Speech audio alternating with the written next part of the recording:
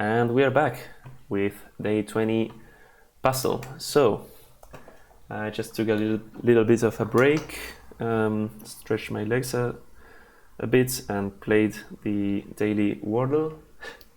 I really like this kind of daily puzzles now that I think of it.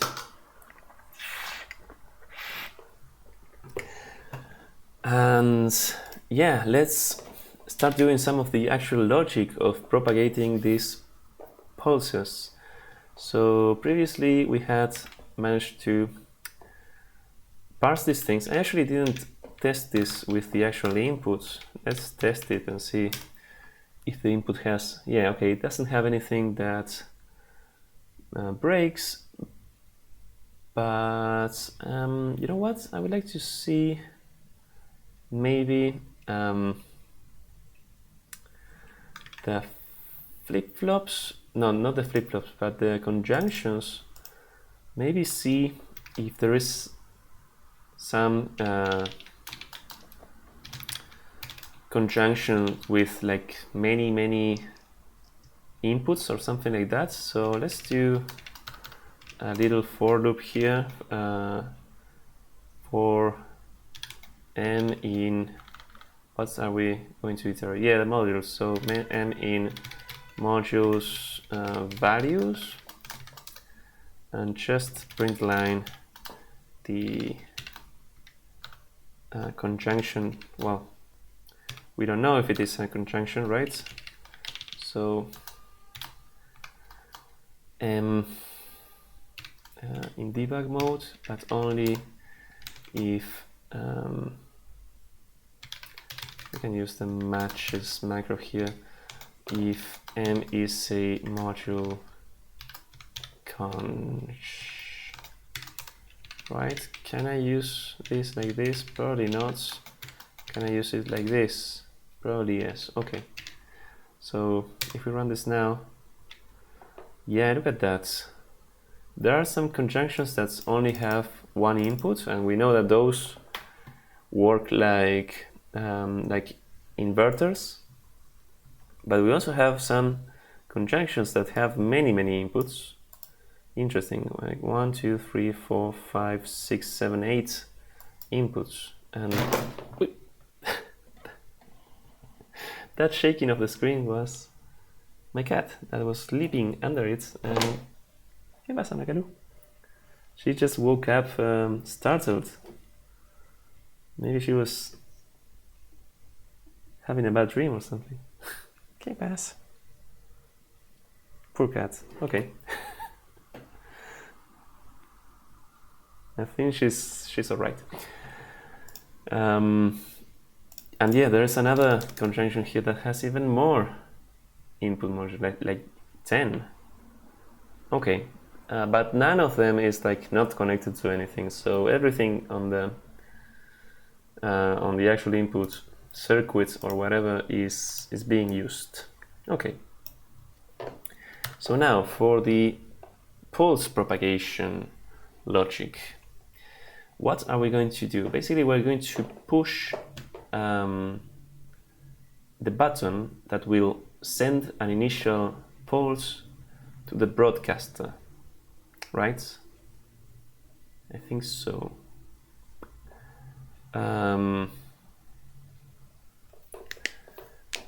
So let's have like, yeah, a FIFO, first in, first out, like a queue of pulses. So let's mute, you can say pulse queue, or just pulses. We're gonna have a vec the queue, no, vec the queue, that's, or vec, I never remember how this is supposed to be pronounced. And what are the pulses going to be? I think they should be like the name of the destiny. Ooh, it's interesting. It's interesting. In the here, the pulses are represented by like the thing that sends it, the type of pulse, either low or high, 0 or 1 or whatever, and the receiver. And I think, yes, we need both of those things, because, for example, the conjunction needs to know who sent the pulse, to know which memory to update, and we also know to know the receiver, to know like which module is going to have that. So that's interesting. Let's simulate first like one push of the button, and then we can do 1,000 of them. So yes, let's have one of these. We can even say like from what do we want to do? Well, let's do a from iter and just have an initial pulse. Well, the initial pulse is going to have who sent it is going to be the button that is not declared anywhere, but doesn't matter because the broadcaster is not going to care about that. The broadcaster is going to be the receiver, and the type of pulse is going to be a low pulse, right?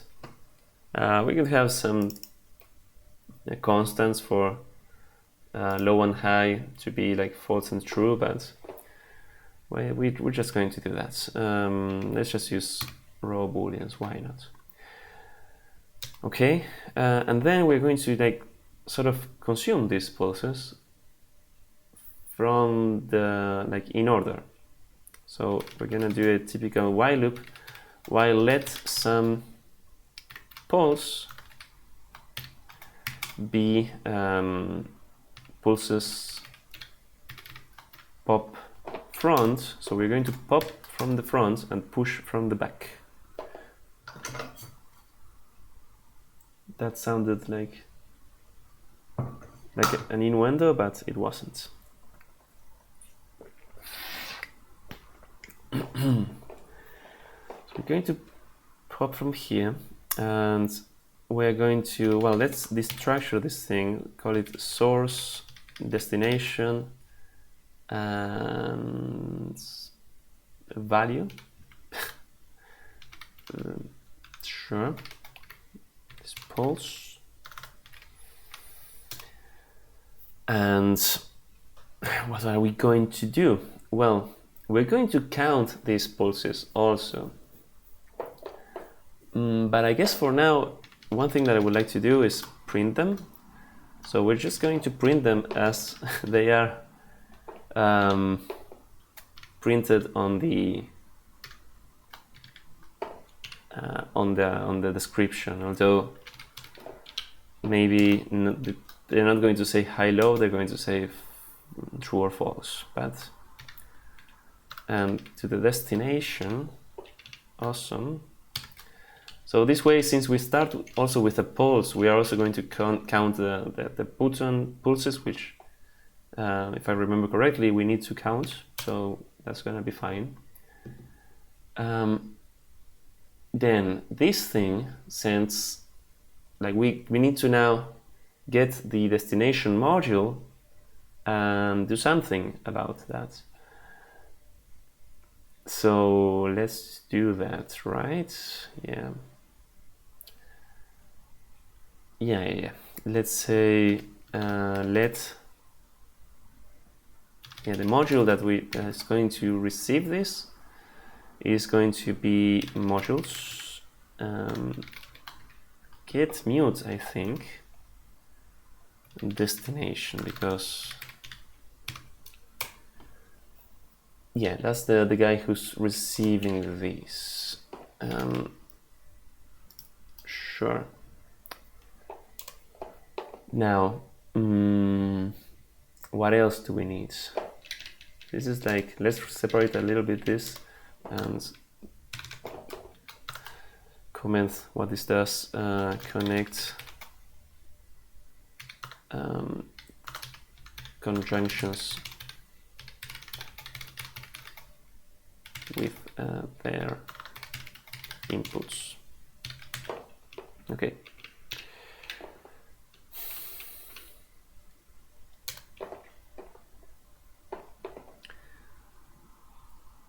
So now we basically need to have logic for each module, which we could do like in a sort of object-oriented fashion and delegate, but I don't feel like doing this kind of thing now. I want to have everything in one place and be able to reason about it, because we're probably going to need to read from the outputs and blah blah blah. So let's just simply do a good old switch. No, it's called match in Rust. Module, can I match this guy? And yeah, let's help me with this. Oh, no, I don't need to be some or none. What happens if this fails? I just want to fail. So let's expect this for now. I think we have a couple of expectations. Expect and no. I don't remember when. No, I don't think that's okay, yeah, that's invalid module name, but this shouldn't happen. So, or module, let's say module not found.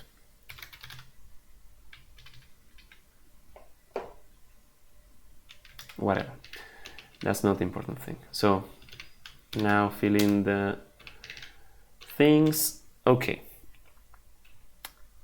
we have these different cases: broadcaster, flip-flop, and conjunction. If it is a broadcaster, this is the easiest one. It's going to replicate these pulses onto all of its outputs, right? Yes, so we're going to do basically this is a little for loop. Flip-flops and conjunctions are also going to do the same, so I think having a little function to do this might be worth it, although I don't know if it will make things more complicated. Let's see. Let's say that we have an emit pulse, and just here I just want to say emit pulse from this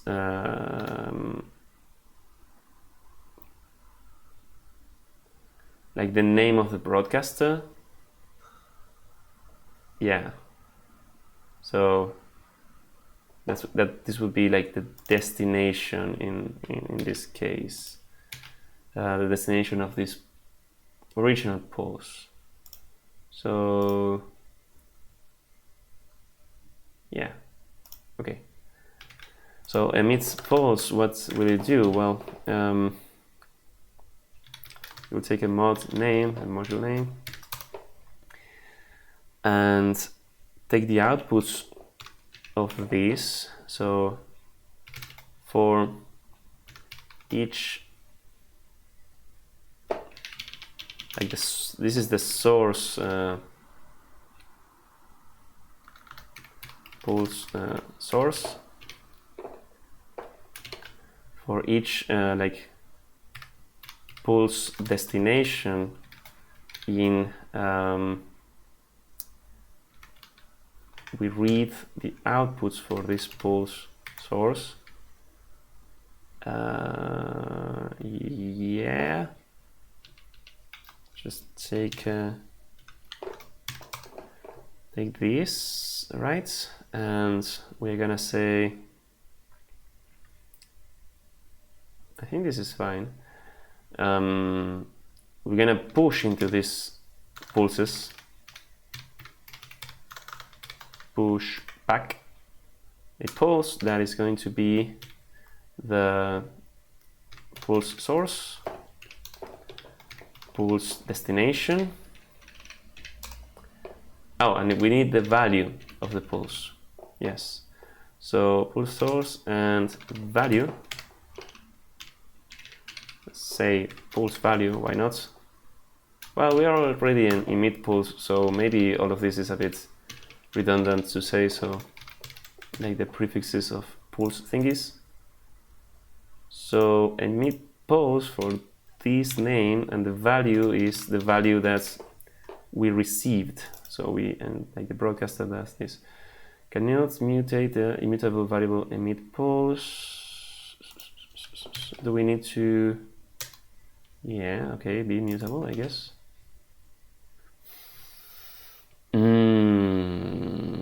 Cannot borrow pulses as mutable for more than once. Okay. Yeah. This is kind of ugly. Here we need to modify this. Okay, let's just inline this, and then we can think about a better way of doing this thing. Okay, so pulse source in this case is going to be the broadcaster itself. So that is the destination of this original pulse that we are processing. Okay, and then the yes. Okay, sure. Well, let's go to the next one. What does a flip-flop do? It depends on the state, of course. So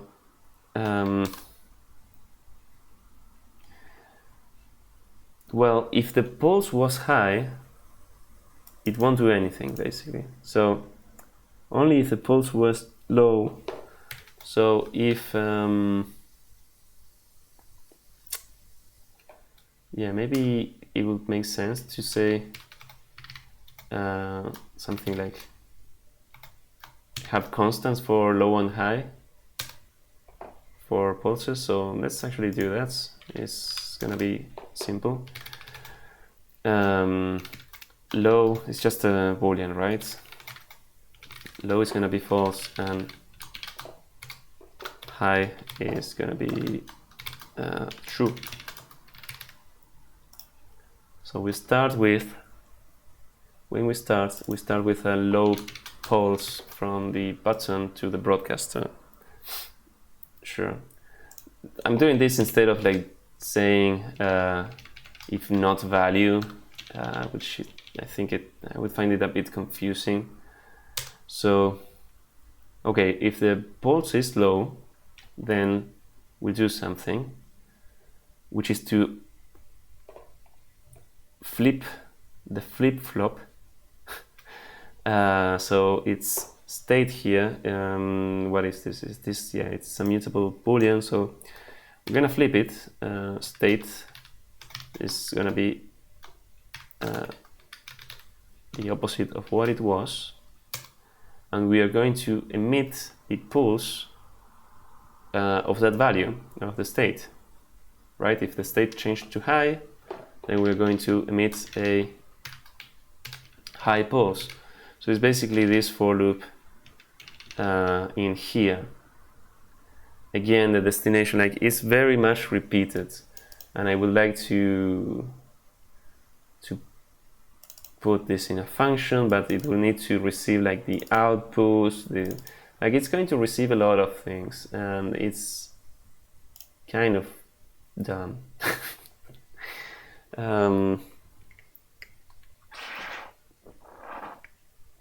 Probably this thing can be maybe I can put the emit function inside of here and it would work. I think that would work actually. Yeah, what an idiot. We'll try it. but later. Let's finish with this. So this is, I think, the correct logic for the flip-flop.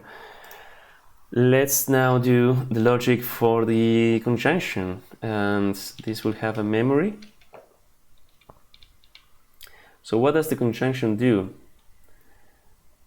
It always emits, right? But it emits depending the type of pulse that it emits depends on whether all of the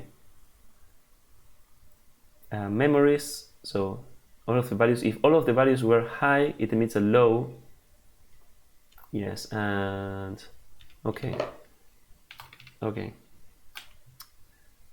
So what we're gonna say, oh, but it also changes. First, it needs to update the memory according to the pulse it just received. So let's first do that. Yeah, okay. We are going to update the memory. So the memory, here we're going to use the source of this pulse. Can we do this? This is going to be now the value of the pulse. And can I assign directly to this? To modify collection. Use get mute insert of the API or the entry API. Yeah. Insert is what I want. So memory insert for the source is gonna be this value. So now you're gonna remember expected string. Oh, this is string what you expect. That's it's ugly, but let's do it. Ugly, but like let's leave it as a to do. We go here, we go here.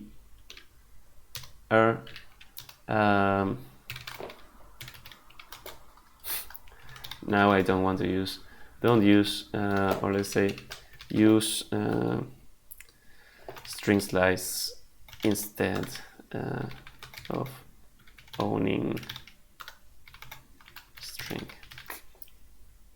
because that's kind of ugly, that inserts, that we have to like allocate for this just to, it's more like actually, oh, it isn't, we can also use get mute because we know that this exists. And this takes a reference, right? It takes a reference to the key. Instead of insert takes a value. Yeah, okay. So maybe this is not so bad. We just need to use the either get mute or the entry API, which what does this receive? A string, and get mute receives a, I think we can use get mute and say source src. Can we do that? Yes. And this we can then assign this value because it's a mutable reference, right? This should work or not.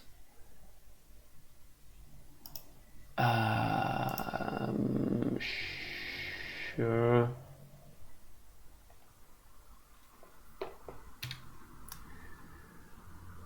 Can we do this and then update it? Something like this, and then update with a value. Almost there. Yeah, this is a mutable boolean. Why don't you like this? By wrapping the expression. What? Now and then it's almost what I want, but it's just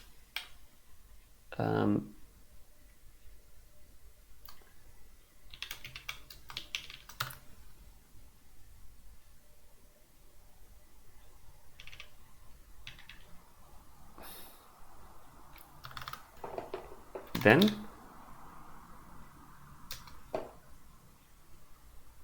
this is like the function should return something, but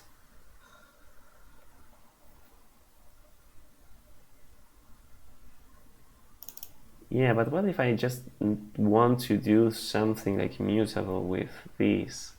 Man, it's so, well, let's bite the bullet and say something like this, but I'm pretty sure that, yeah, now it's complaining that we're not using this for anything. So I just want to like kind of unwrap and is some, and this is also for checking. Okay, let's go back and I will do something horrible, but screw it. I want to do what I'm doing here. Let's just unwrap and yeah, don't bother with this because I'm like, it should be simple, and I'm getting like stupid because of this. So okay, what do we want to do then? We update the memory with the most recent value, sure. And now we want to emit, because we always emit here.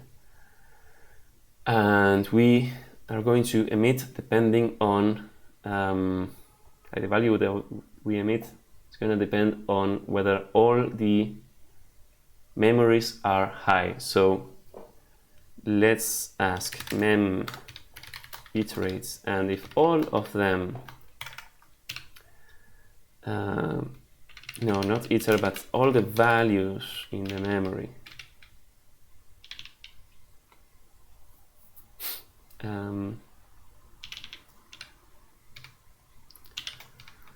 are high, right? If all of them are high, I guess this is going to be a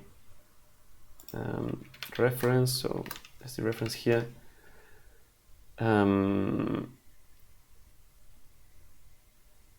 Let's be explicit, like what I want is if they are all high, they are going to emit a low pulse, so we can like negate this, and let's say let like the emit value, should I, well, I can use, yes, value here again, or emit, let's say emit value is going to be this, sure, yeah. Let's do that, and let's then do our emit thingy, which is this copied for loop. We're gonna also emit to all of the destinations of this guy, and we're going to emit this thing now. Oh, and by the way, I got wrong the emission for the flip-flop. The emission for the flip-flop should not be the value that it received. No, it should be, of course, the new state. So yeah, this is state that we are emitting. Great. Okay, I think that is kind of the logic. So can we run this for sample A, for example? Sample A txt. Look at that. We did have something. And does this look like what the descriptions say? Well, button low, instead of low it's false, but that's fine, to the broadcaster. Then low to ABC, nice. A, like high, yeah, this looks awesome. Yeah, this looks exactly what's like it should look. Awesome. So if we run with oof, it crashed. Invalid module name. Oh, I guess for the output, right? Yeah, if there is no module with that name, I think we should do nothing. Should probably do nothing. Invalid module. Yeah, I'm sure that this is because of the output. well, because yeah, we printed this and then it panicked. So let's fix this. If there is something that we don't know about, let's just continue. So we're gonna say let some module, or else just continue with the next pulse, and we don't care about pulses to outputs. So okay, I'm guessing that this will coincide with the first one here. Yeah, it looks pretty similar to this. That's awesome. And we can try doing this 4 times basically and see if it matches. Well, actually we can probably now do this 1,000 times and see, and then count all the highs and all the lows and see if it works. And that was also a mate sucking tick. Again, refill the mate and drink like a civilized person. So now let's just go for the whole thing. We're gonna do for in 1 to 1,000 puts on pushes, and actually I want this inside of this loop, but yes, we're going to emit pulses for all of this. The pulses queue is initialized here, so we do like 1,000 presses of the button. And let's assume that, yeah, the things are, because we are modifying the modules here, so they should have their states kept when we do this. And we're going to have 2 variables to count.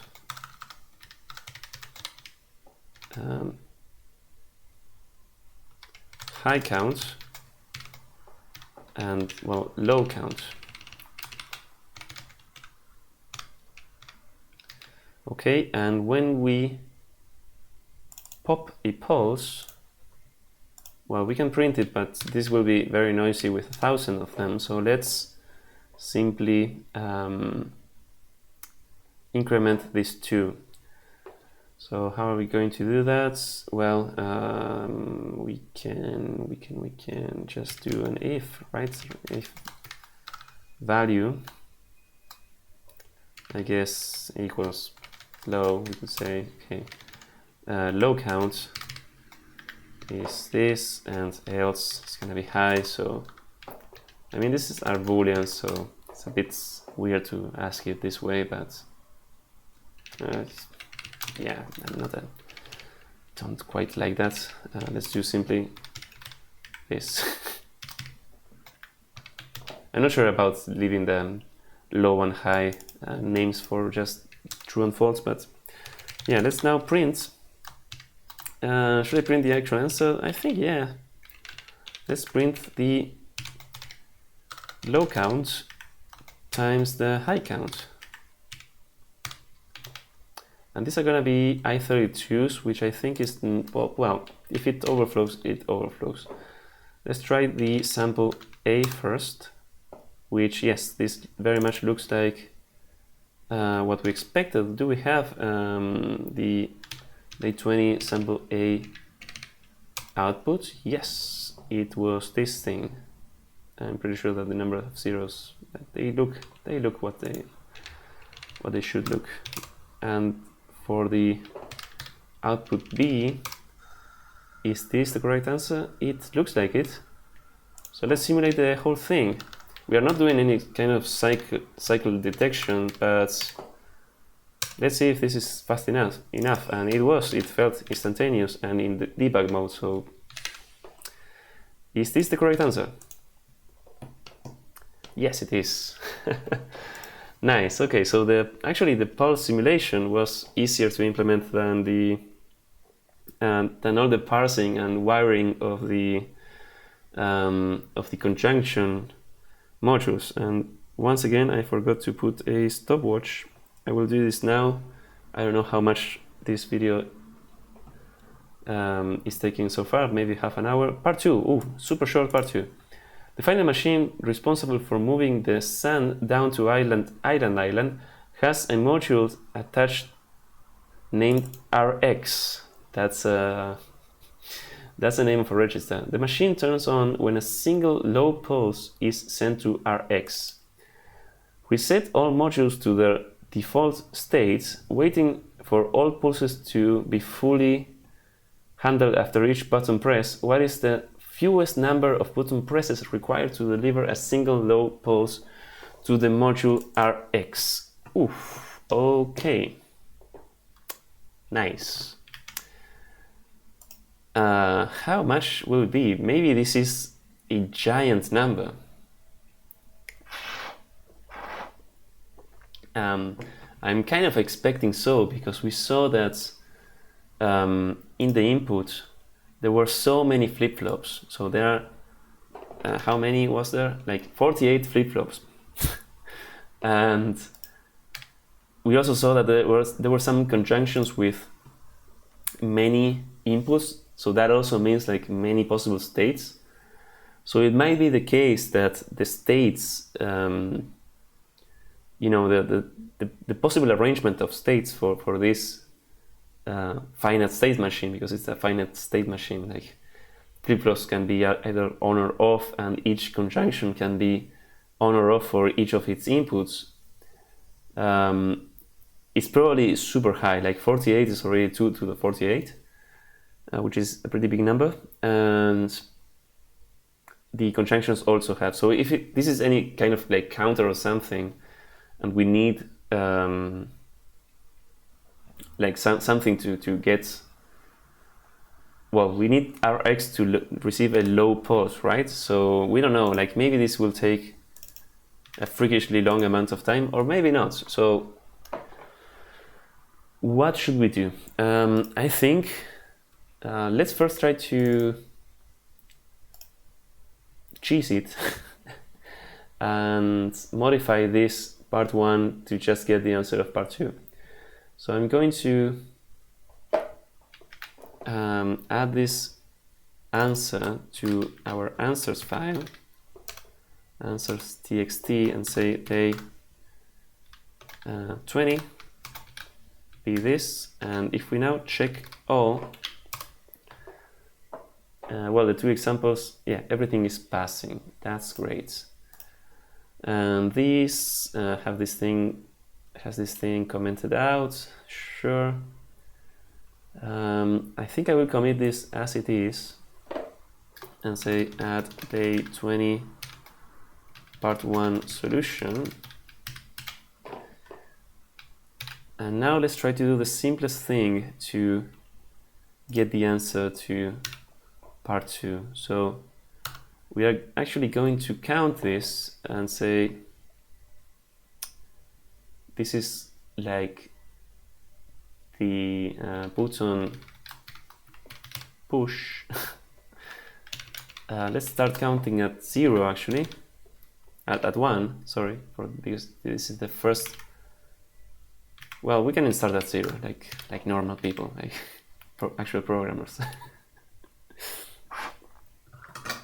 Again with the empty mate. We need to count how many pushes of the fewest number of button press required to deliver a single low pulse to the module named Rx. Let's see in the input actually. Let's close this. Where is Rx? Oh, it's not an actual module. It's like an output module. That's nice. So BB is what delivers to this, and there's many things. BB is a conjunction. So if we search for BB, there are 5 things or 4 things, I guess, that output to BB, which are other conjunctions and things. So well, this could take. Maybe this takes so much. I don't know. Let's see. Let's do the simplest thing possible. We are going to count the button pushes. This is an unbound loop. And when we have a pulse here, we are gonna say if the destination is Rx and the pulse is low, so value is low, we're gonna print this. We're gonna print button push +1, and we're gonna break. Actually, I want to break out of this. We're gonna just return from this function, return from main, just to terminate things. Let's run this with the actual input. Maybe this will take a lot of time. It is taking time. So far it's not exploding, but it's not finishing. Okay, let's run, of course, in release mode. And I think I will want to have some progress indicator. How many times we are looping, how many pushes of buttons we are sending.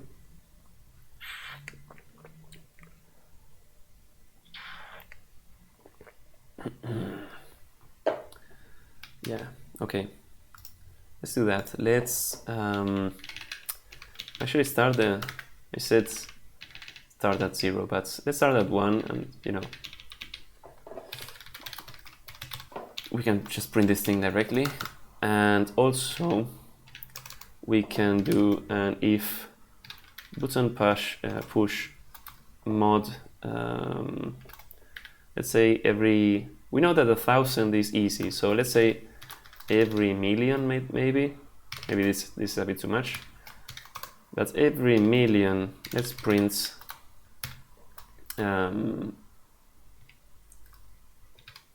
yeah, let's just print the button push every million or so. We run. Okay, thinking. Oh, what happened there? Oh, we are printing a lot because it is on the inner loop. So that's fine, I guess. I meant to put this on here, I guess. Okay. Let's be not so spammy. So okay, a million takes a couple of seconds to run. 2 million. But yeah, definitely this is probably the kind of thing that is going to require actual cleverness to do things.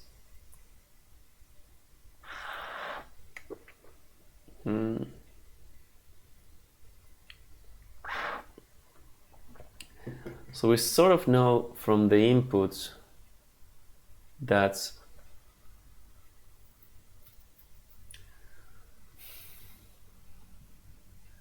these things are kind of cyclic, but in this case, well, they aren't. The cycle is surely super long because we haven't seen any pulse to Rx, and of course there is Rx over here, so it means that BB hasn't fired any low pulse. I wonder if it has fired any high pulse. Like, this is not just a matter of simulating things. This now part 2. It's a matter also of understanding what this input is doing, or you know, have a better idea of this. I would like to know if so BB is a conjunction. So And maybe we'll also like to know if this thing receives any high pulses. So let's say Rx received high pulse. And maybe this happens all the time. So let's run with this. Yeah, it receives high pulses all the time.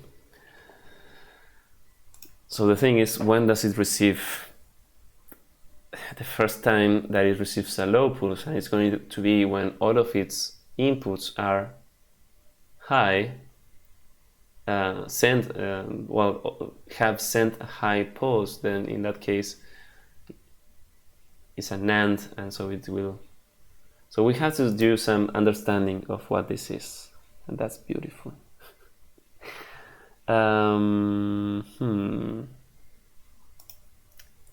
Beautiful.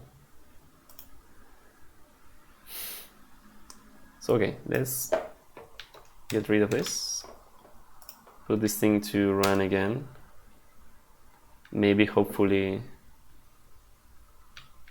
it won't be so bad. Maybe I can optimize this thing and run it the actual number of times. But if the actual input, like, we can see how long it takes to only do like 1 million button presses.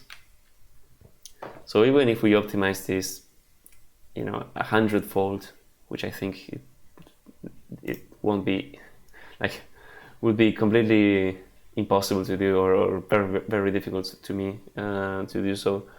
Even so, if the answer is on the trillions, it will take a lot of time to run, and if it's higher than that, even more. So, and I suspect that is probably the case. We need to be more clever and like actually understand what this thing is doing. So let's, for example, we can see that some flip-flops, it seems that they only have 1 or 2 outputs, right? And yeah, it looks like flip-flops have 1 or 2 outputs, and conjunctions, if we look for conjunctions, and you see this little highlight here, which is not very easy to see. Well, there is one conjunction that have only 1 output, and it is, well, no, BB, many outputs to BB, but some conjunctions have only 1 output. That's fine, but they may have multiple inputs. And we saw when we printed them that there were many that have many inputs. And some of them even have many outputs, which these outputs, yeah, some of them are flip-flops. Okay. Fine.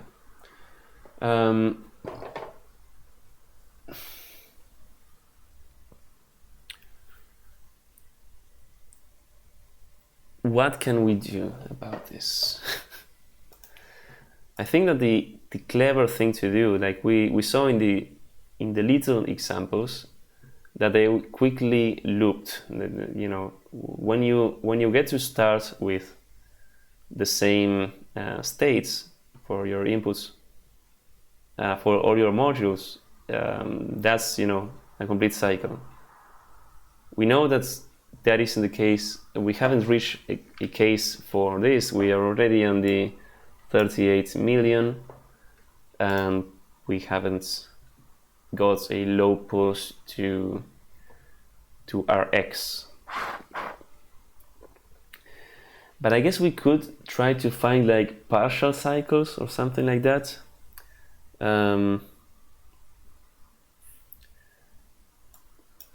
Something like if we know, we have a broadcaster. What is it that I want to know? Like, what would it be? Maybe I would like to see, it would be nice to see this thing as like what is the actual graph of connections. because we have a broadcaster, and this broadcaster like goes to some things, and those things goes to things, and so on. There are probably some loops also, right? There can be loops. We have seen in some of the examples that there were loops, but these loops never cause like a loop, an infinite loop of pulses. Like when you send a pulse with a button, that it causes infinite loops. So that's not a problem. But yeah, if we have like a sort of like dependencies between things, and we could detect some cycles, like cycles in the sense like, I don't know, this flip-flop, I don't know, well, this is a conjecture, but these flip-flops like flips and flops every, or goes back to the initial state, to off, every given number of button pushes. And we know that for a fact, like, because we know that all of its inputs also loop in some way, then maybe we can do some like calculation of like, you know, jump into higher numbers of like multiples of do like multiple button pushes at once. It's like, okay, we know that these button pushes will switch all of these plus these. Yeah, it's like understanding a bit more. Like after this amount of this multiple of button pushes, all of these things will be on the same state because we know that they loop, but maybe they change only like the next thing. I don't know. I have no idea actually how to go about this. Understanding this actual input seems like too daunting. There's many things. Maybe what we can do is to have an idea of try to see what's the output of the module, like what's the state of the modules after each button press, and see if we can see some patterns in there. Right? That seems doable.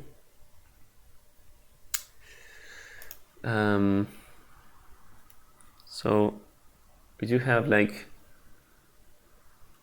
button push.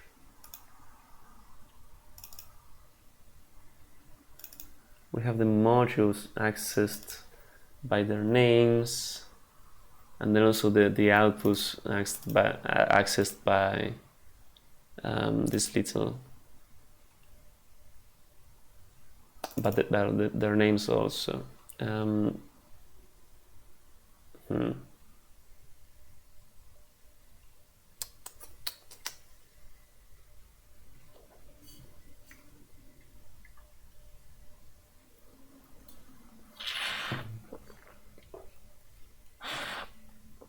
Okay, let's revert the changes we did, which were just nothing. Actually, you know, this thing can be commented probably. Like this is what's needed for part 2. We can get rid of this guy, and let's just, well, since we are not using button push now, okay, you know what, like let's get rid of all of this.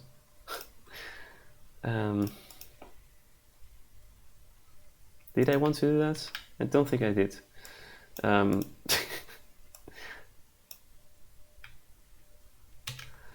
Let's yank that, and this thing is not working very fast. I just want to leave that comment to like have an idea of what is the naive solution for part 2, which is definitely not going to be the solution. So I don't know why I'm holding up to that. One thing that I wanted to try out is okay, I have already committed like part 1, but I still have like the desire to to extract this thing, which I think can be done. We can do our little emit pulse function here. I don't know if it will be better, but I think it kind of, at least it makes sense to me. So we need the source, the source of the pulse and the value of the pulse, right? So we're going to get the outputs for this source, and these are going to be the destinations of the pulse. I think this is going to need to be a mutable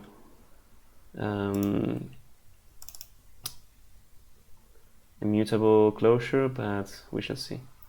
So here we are emitting from, you can say emit pulse from, this is the broadcaster, so it was the destination of what we got, and we just repeat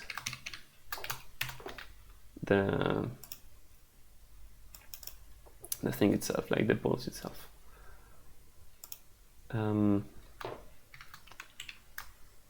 If I put like, I want to have some spacing in there. So this thing needs to be mute, and if we do this, now it doesn't complain about the double mutable reference to these pulses, because after this scope this thing dies, so it stops holding like a mutable reference, so that's fine. So we're gonna emit a pulse there. We can also use here emit pulse, and in this case we are going to emit also the source of the pulse is going to be the destination of the previous pulse, or the pulse that we are processing now, but the value is state. Sure. And then we can here, we're going to also emit pulse. Once again, the destination is, I guess, the destination is always the same. Is the destination of the pulse, like we are emitting a pulse from like the current module, so it sort of makes sense to just use that. But now the value is the emit value. Right, this should now work. This is still processing, but I'm going to kill it, and I'm going to just do a check all.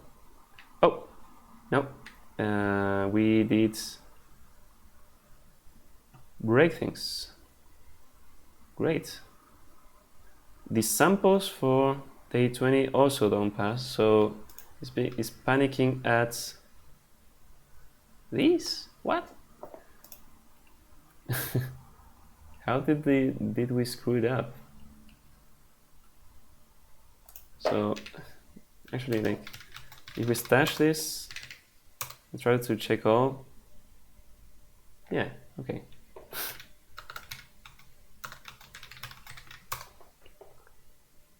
So we screwed up the logic,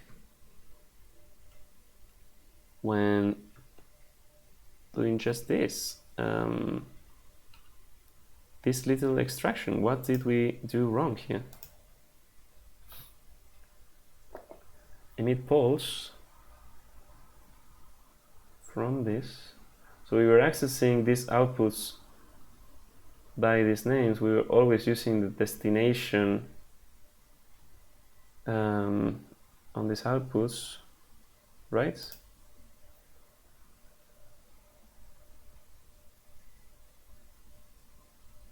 And the thing that we were changing was the value itself. The broadcaster emitted the same value. The flip-flop emitted the new state. And this thing, the conjugation, emitted this emit value. Okay. So what? What did I do wrong? Is the problem on this? Oh, look at that. Destination again, like it's the it's been a couple of times already that I made these stupid mistakes when refactoring something simple. It's like I copied something and I end up with a duplicated name. Okay, I think that is kind of a good refactor. Even better would be to just say emit pulse of this value and just take a single value here. And now, like DST is destination is like what I need to put here. No, wait. Yes, the new source. Let's say let's source is the destination of the previous of this pulse, and now this is fine. And yeah, like new pulse, we can make it like super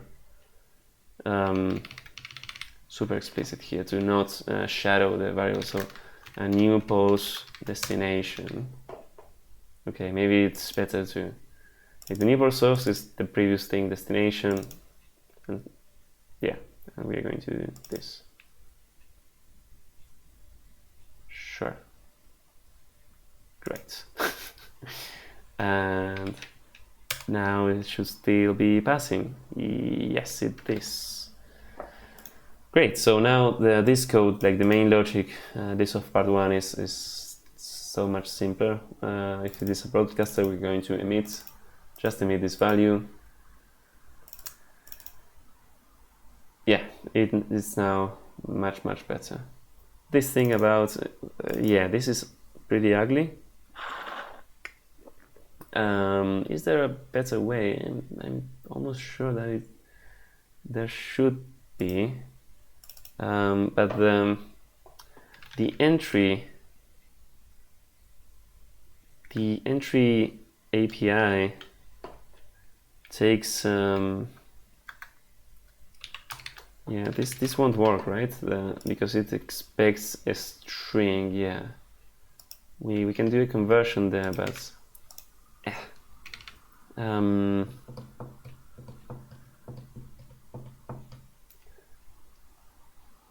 the conjunction, yeah, the conjunction, this is the input of the conjunction, so it must exist. So yeah, okay, yeah, this is fine. Don't like it, but it's okay. Don't love it. Anyway,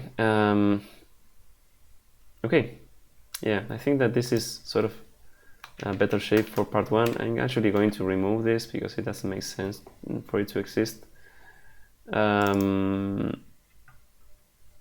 We can also, yeah, this is fine. Emit can live here. Sure. let's actually commit this. Git, whoops.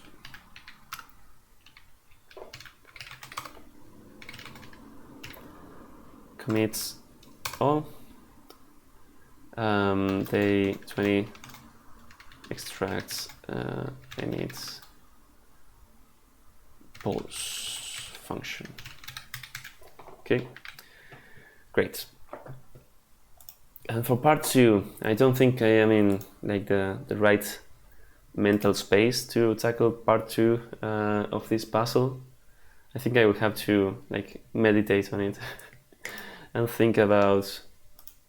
But yeah, we can do what I said that maybe we can do, which is to print the final states of this of all the flip-flops between each button press to see if we can find patterns in them. So let's try to do that real quick. One of the problems with doing that is that our current thing has hash maps for both the modules and the outputs, and the problem with that is that hash maps don't have a stable iteration order, which sucks. So what I want to do is have this kind of states in order. So how can we do that? Wait, let's just do it in the cheesiest way possible. In here, after simulating that, let's actually print also the button press. Yeah, button push.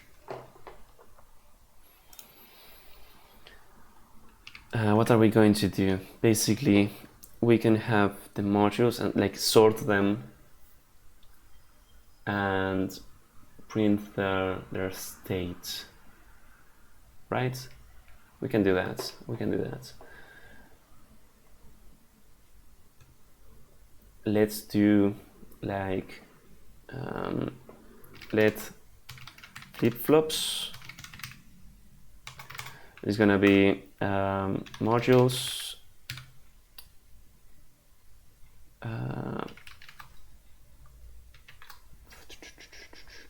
yeah, we need their name to sort, I guess. That's beautiful.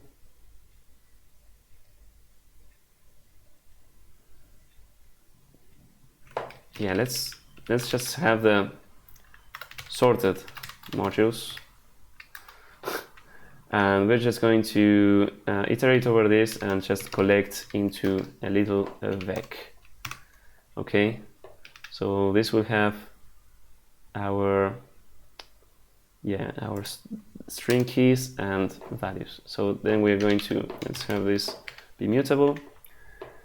Then we're going to sort these things. Sorted modules sort by key. What the hell does sort cached key does?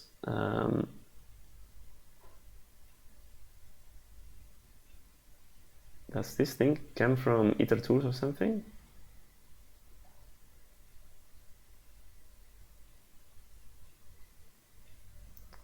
Interesting. It guarantees that the cache, but I don't care about that.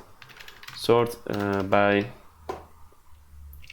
We can use the sort by unstable key, which is fine because the keys are unique, and I don't need like the names of these things are unique. So we're gonna sort by name of the module, and the module we're going to ignore. So let's just say name. Are you happy with this? By what? Sort key. Yeah, this thing.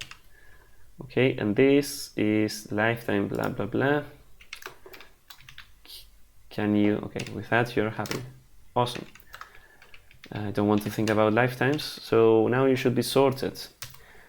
Now I want to have like the flip-flop, just the flip-flop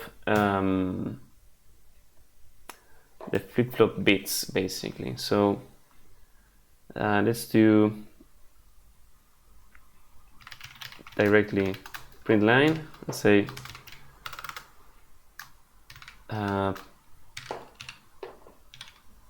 button push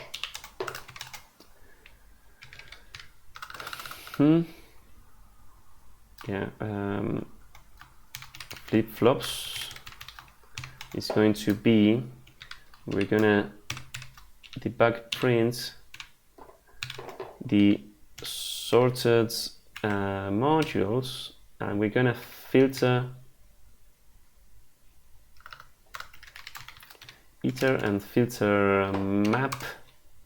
Look at that. Filter map, we're gonna ignore the name, we're gonna take the module, and what are we going to filter map into? We're gonna say like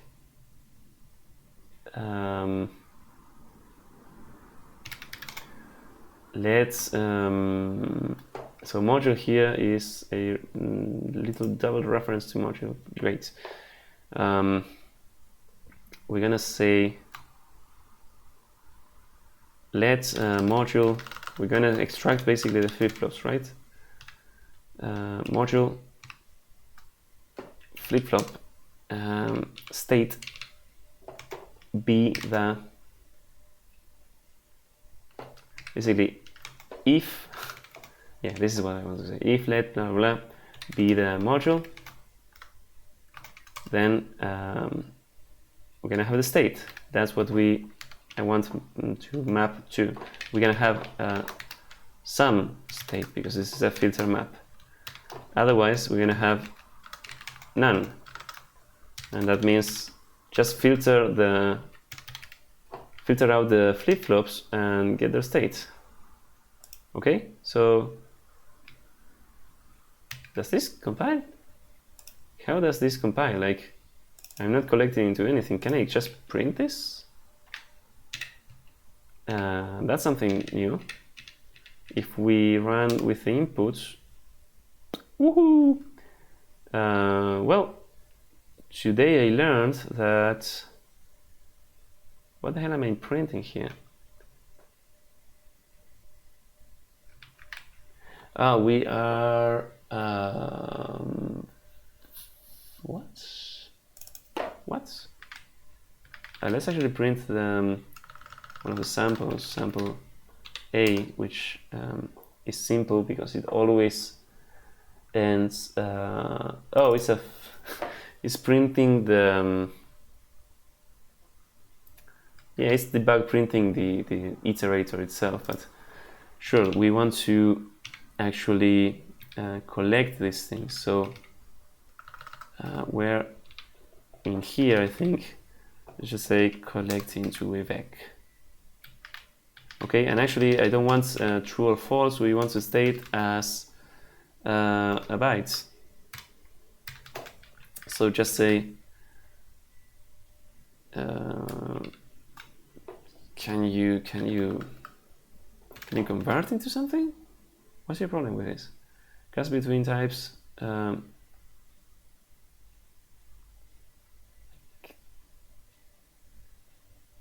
Oh, okay. I need to just dereference, right? Yeah, okay. Okay, so yeah, this is the first input. Fine. The second input is also going to have something. Look at that.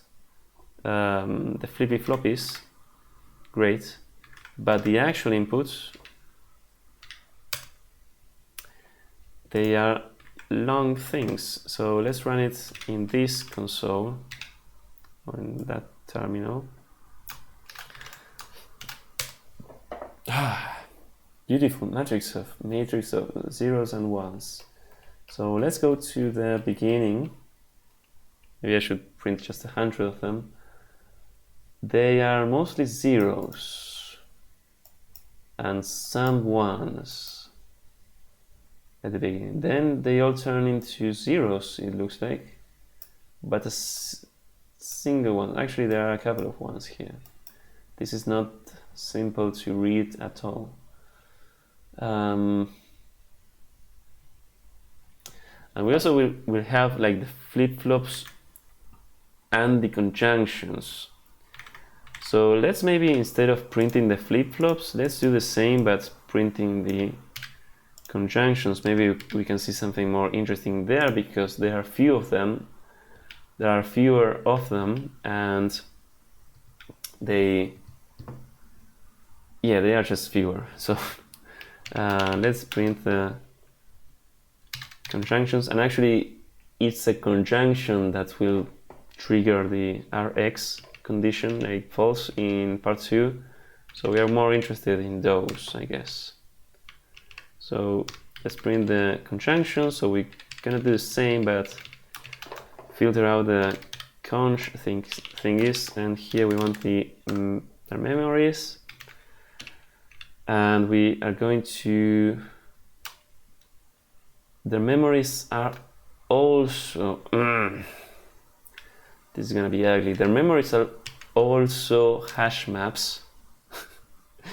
So I also want to, since their order of iteration is unstable, I also want to sort them. So let's say let sorted mem is gonna be mem iterate and collects into a vector, right? That's what we were doing. Kind of what we are doing there. Beautiful. And then sorted. Actually, doesn't itertools provide like a sort? Ooh, itertools. You have a sorted. That's cool. That's nice, itertools.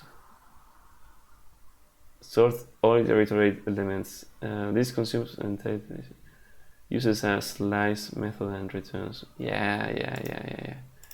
That's kind of what I want. And since this is like lexicographical sort, does this work already?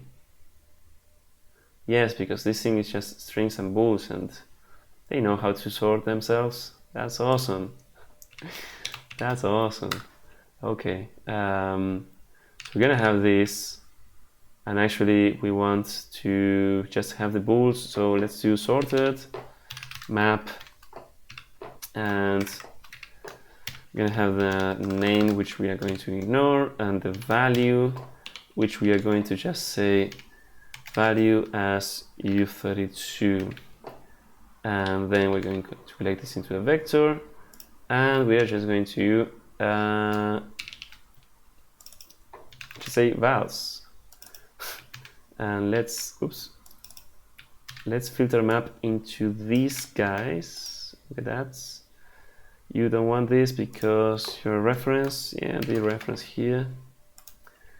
Okay, so now it should be able to print the conjunctions. Look at that. We have the values of each conjunction. That's great. And well, let's do this same thing with the inputs. And well, the conjunctions are also noisy in the actual input. Let's just print the conjunctions now. So this sorted is awesome. It's pretty awesome. Like we could even use this here, but let's leave it like that. Let's also only print the conjunctions, not that for the inputs, and take a look.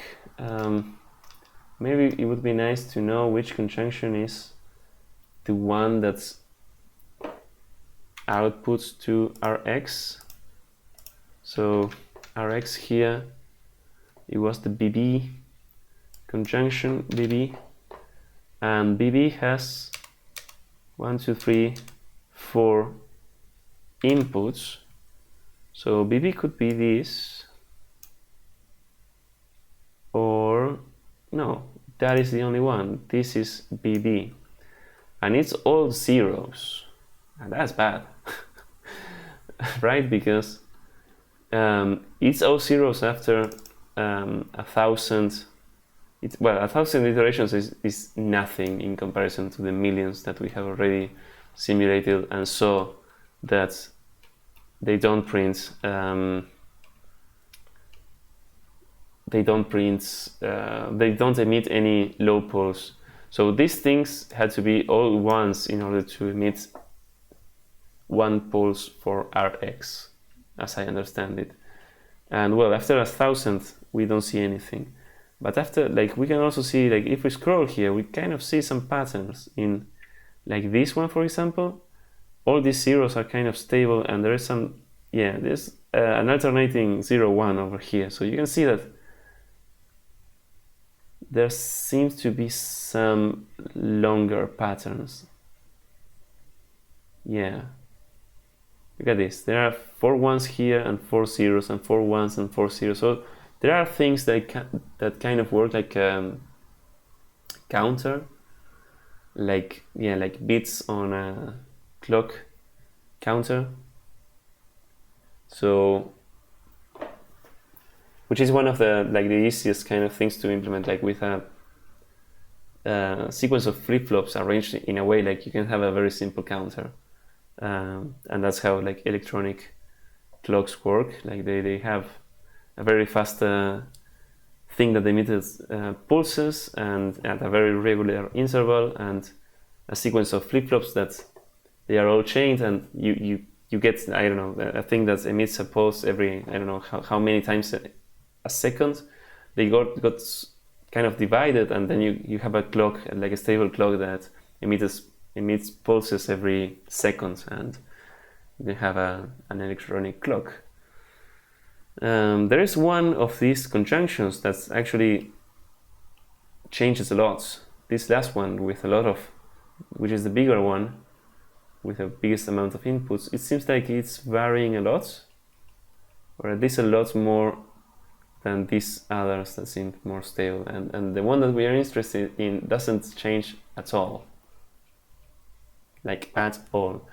So maybe we can do this now, printing of conjunctions, but only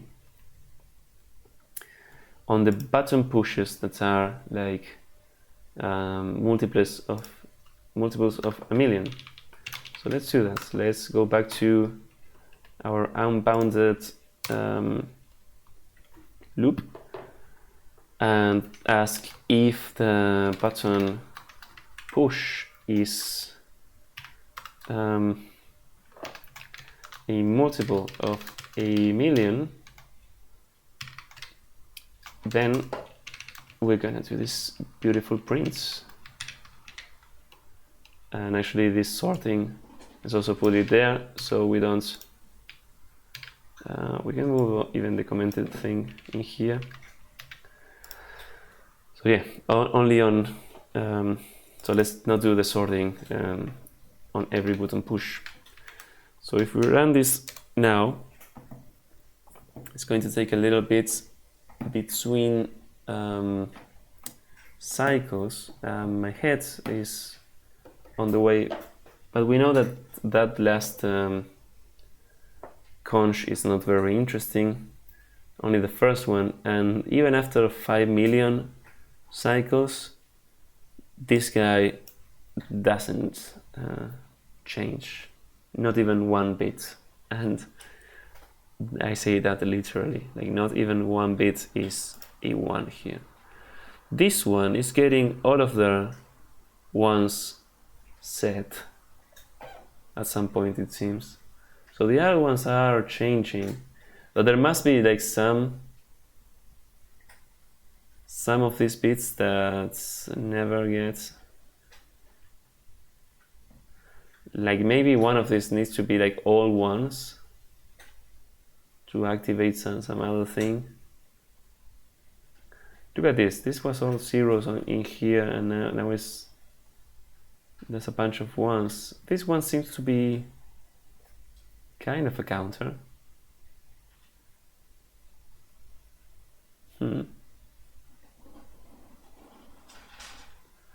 It's getting filled with ones. Look at that. Or maybe not. We're printing this every million, so maybe we're losing. Well, we are losing a lot of information in the middle of this.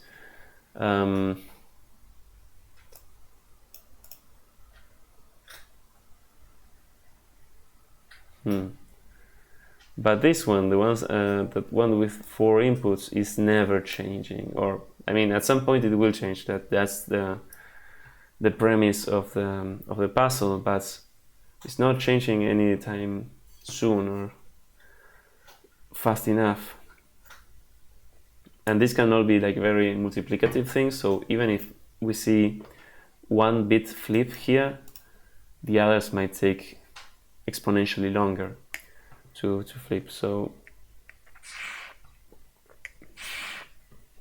well, we already knew it, that this was not the way to go. I have to think about this offline, I think. I won't cheat, I won't look at other people's solution or anything, but I try to think a little bit about this, and if I come up with anything, I will try it out. But if I don't come up with anything, I will probably continue with the next puzzle with day 21, because yeah, this of course doesn't look promising going like this, letting my computer run and see when a low pulse get emitted. But yeah, this idea of finding the like partial cycles and on the flip-flops and sort of doing, you know, more understanding of what's going on. Like, this is kind of similar to like the previous puzzle. What was it? Day 19, Aplenty, where we were doing something similar in the sense of like we had a chain of AND conditions, and we were sort of figuring those out. And this is kind of similar. When this thing is all true, it's all high pulse, it's all ones, we're going to emit a low pulse, right? And that is in turn going to be true, well, when all of the things that generate, like the modules that connect here on the inputs, are emitting high pulses. And that is true. Like if those are NANDs, that's basically always true, except when they are all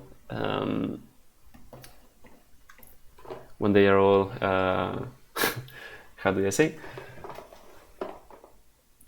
true. In that case they emit a false, but I bet that they are not ANDs, they are probably Boolean. So this is BB is basically what emits into Rx, right? Or am I confused? Yeah, BB emits to Rx. And then KS, KS is an AND that emits to BB. That's interesting. And XC is also an AND. Okay. And KP is also an AND, and CT is also an AND. They are all single. So they are inverters. Okay, they are inverters. So they will all emit a high pulse. Oh, that's interesting. They will all emit a high pulse when they receive a low pulse, right? Yes, because they are NAND. So they act like NOT gates, basically, these guys. That's interesting. So yeah, like a NAND with only one input is a NOT. And so, okay, what are their inputs? So CT, for example, it has only one input, which is GT, which is also an and emits to all of these things, which are, some of them are flip-flops. Are all of them flip-flops? It seems so. Yeah, they are all flip-flops except for CT. So what does that mean? I have no idea. But this guy is going to, if it emits a high pulse, which it usually does, it gets converted by, like, CT will convert it to a low pulse and send it to BB. Right? And we want the contrary. We want this thing to emit a low pulse, so that CT converts it to a high pulse and emits it to BB. And BB is also an AND, so it must receive all high pulses. So it must receive high pulses from all of its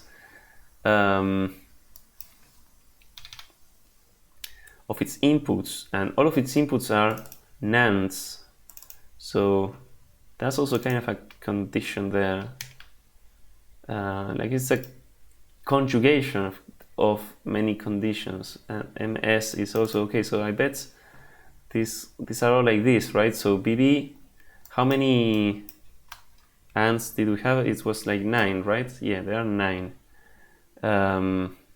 One of them is BB, the one that we are interested in, and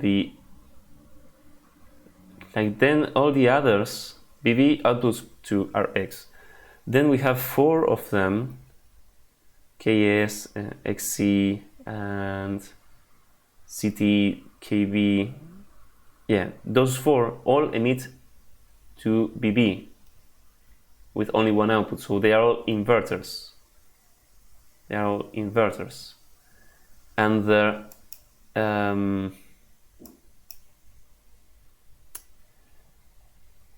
inputs, I bet, are all NANDs that themselves like need themselves are connected to many, like all the rest of things are flip-flops. So that's interesting. That's very interesting. So if we can detect like the cycles of each flip-flop, and these things, if these things are like super stable, maybe we can have an answer. Right? So what was my train of thought here? I lost it. We have 4 NANDs that act like inverters that output to BB, that expects them to all emit a high pulse, so we can emit a low pulse to RX. And all of those things will emit a high pulse when they receive a low pulse, and they all receive a low pulse from other NANDs that will emit a low pulse when all of their flip-flop inputs are high, right? So that's what we want to see when all of the flip-flops converge to be high, basically.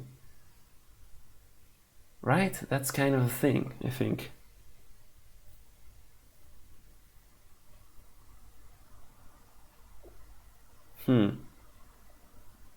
And the question is, what is the first low pulse that RX receives?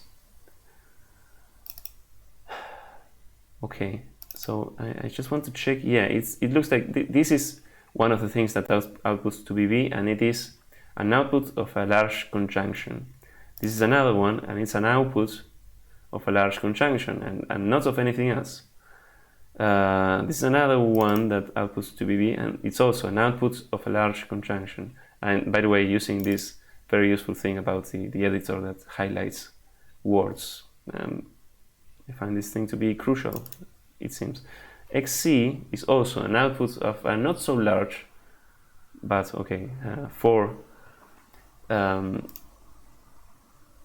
outputs. And yeah, okay, these little nands, we expect these things to output a little a low pulse, so that these things, all of the other like 4 inverters receive. It's very nice that the description was talking about, like, said that they were inverters, because now I'm using that knowledge. We need all of these like big nands, the ones that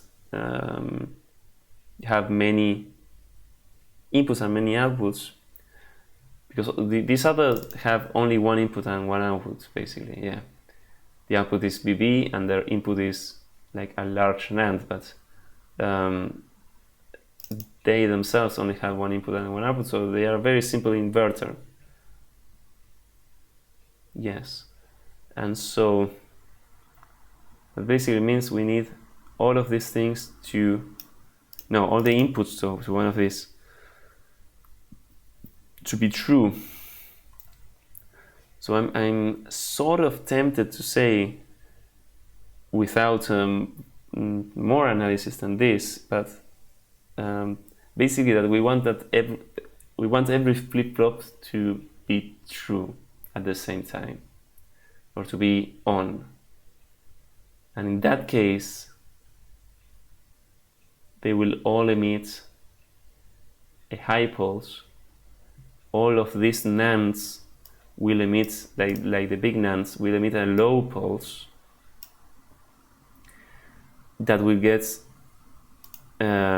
be received, they all emit a low pulse that will be received by all of these inverters that feed BB, and so all the inverters are going to emit a high pulse for BB to finally emit a low pulse for Rx. Right? That is kind of my idea.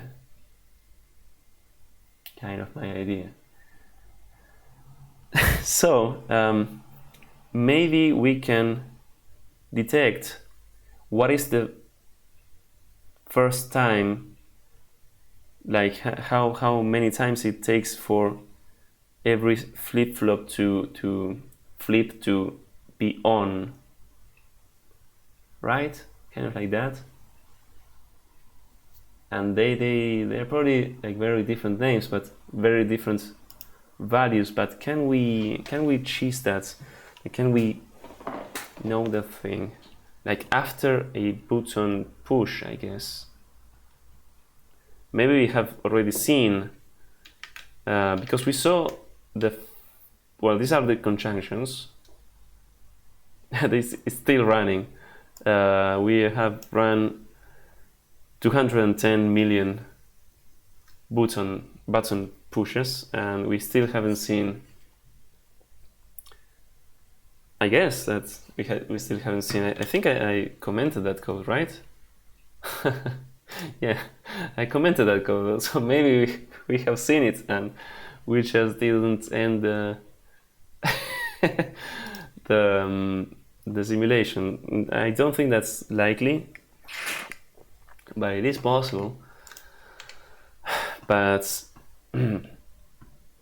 okay, let's try to see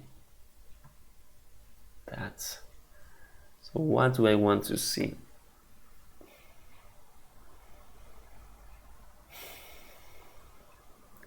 I want to see, like, for each flip-flop,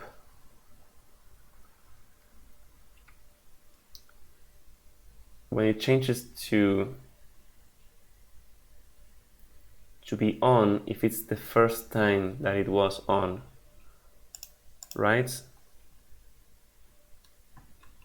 Something like that. So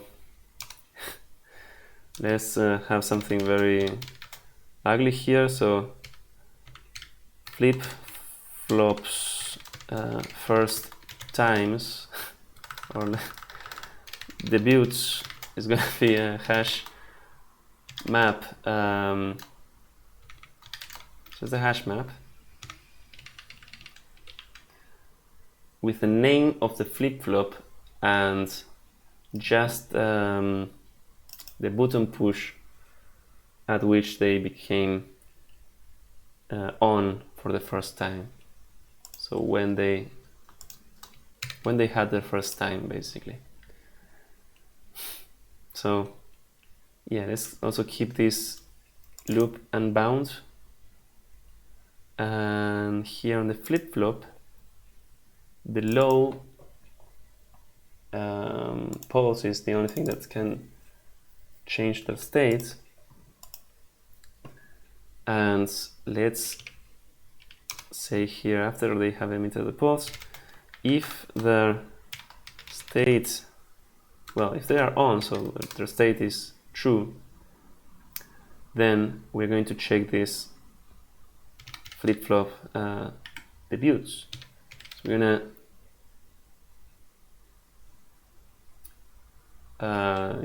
get mute. What do we want to do here?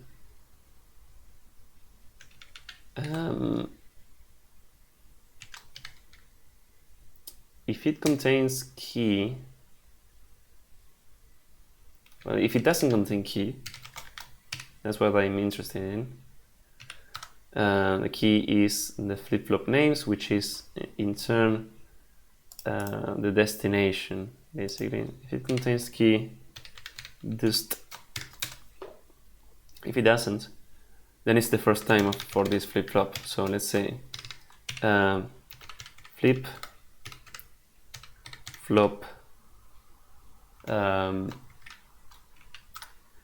dust flips after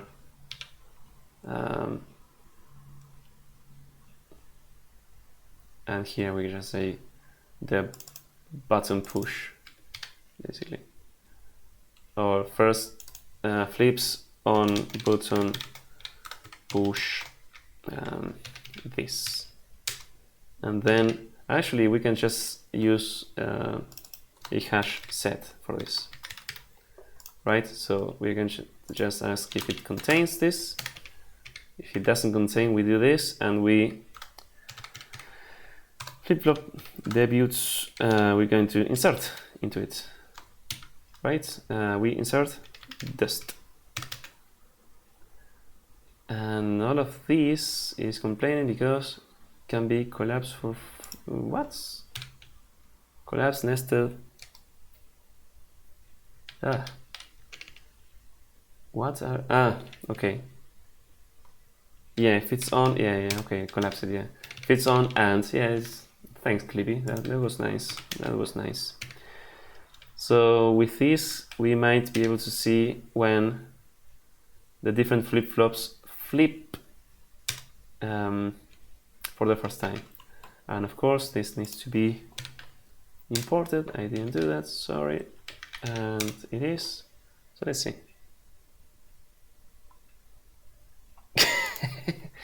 I was running sample B for eternity and it only has 2 flip-flops, so it wasn't very interesting. So for the actual input, look at these names, look at these values, sorry, these numbers. They are very power of 2-ish,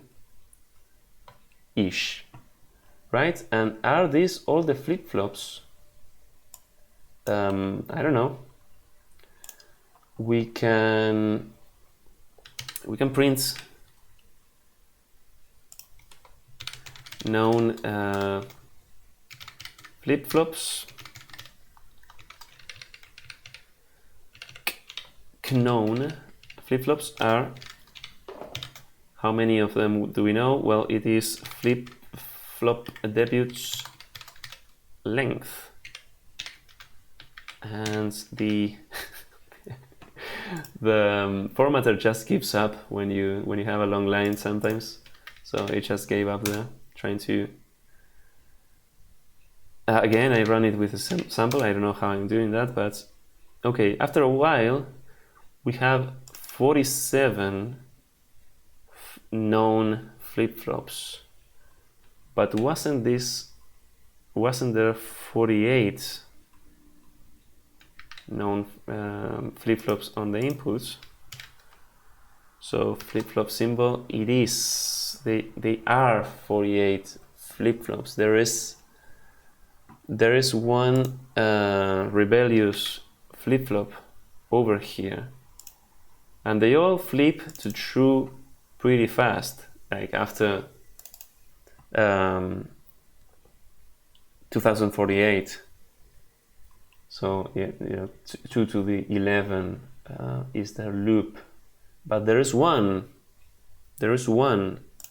that is a rebellious one. Let's try to find it. Let's copy this mess. Come on. What do we want to do? We want to know the flip-flops that we still don't know about.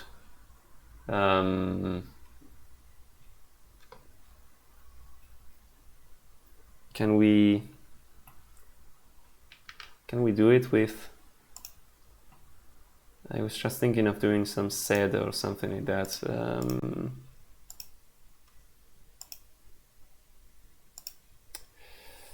Inputs. Okay. Yeah, let's do it with bash, this thing. So I have this thing copied, right? Oh, I just pasted and ran a bunch of things. Okay, let's put this into known flip-flops. Paste. Are you sure you want to paste 48 lines of text? Yes, but wasn't this 47?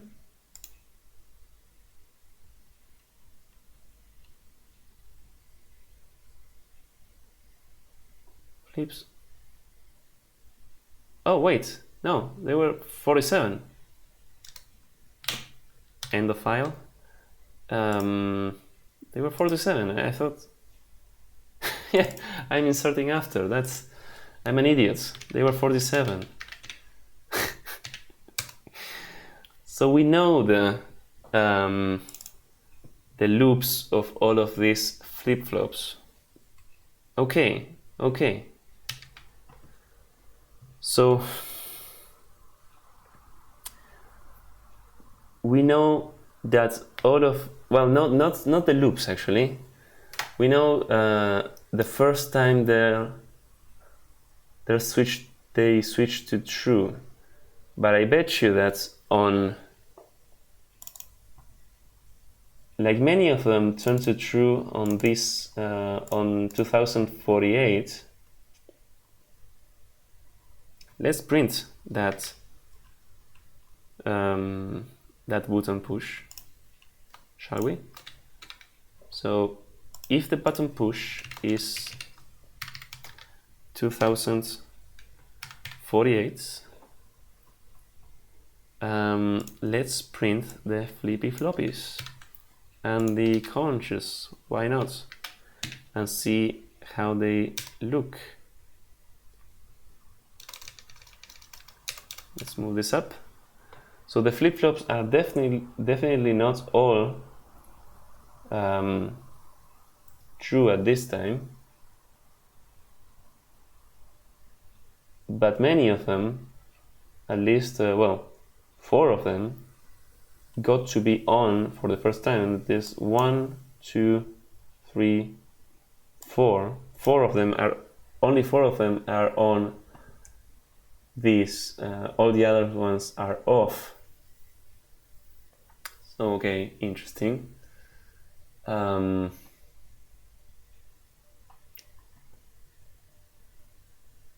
I do wonder, like, if we multiply, like,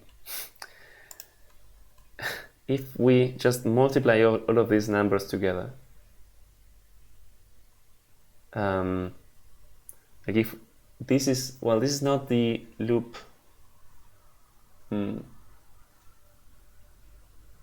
So 2048. Well, on 2048, let's print, you know, when this is a module of 2048, right? When it is 2000, when it's a multiple of this. So what happens in these beautiful cases? And let's not, I don't know about the oh, this thing is this thing is still running, but we never put the condition there of having a low pulse. Let's actually put that on condition, because if I ever get to run this and, you know, leave it running and it happens, I want to know that it happens. So let's say that if the value is low and the destination is Rx, then we can print line Rx received low pulse on button push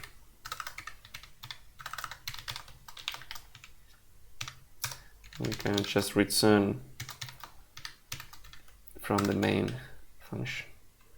Okay, and then if it is a multiple of 2048, we are going to print the states of these things. So let's run with the actual inputs. It's going to print lots of things. So maybe let's shut up and see if we see some pattern here. It's a bit noisy with the conjunctions also. So let's silence one of these. Let's silence the conjunctions first, and then we can silence the flip-flops to see what we see, basically. Okay. So on the first one, we know that on 2048 there's only 4 of them being on for the first time. Then on the second one, they also, yeah, look at this. They are flipping-flopping the ones that turn on for the first time are flip-flopping every 2048 times. 10, 10, 10, 10, and so on. And this one seems to also be doing that. Okay, that's interesting. So it's like their loop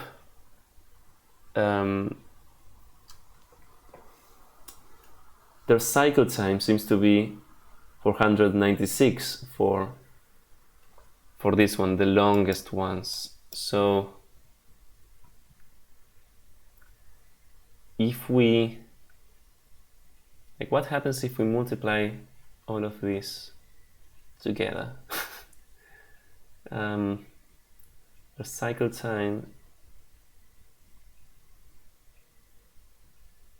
yeah, but it's not after 4000, like 4097. I guess at that time they will be on again. Let's maybe print that.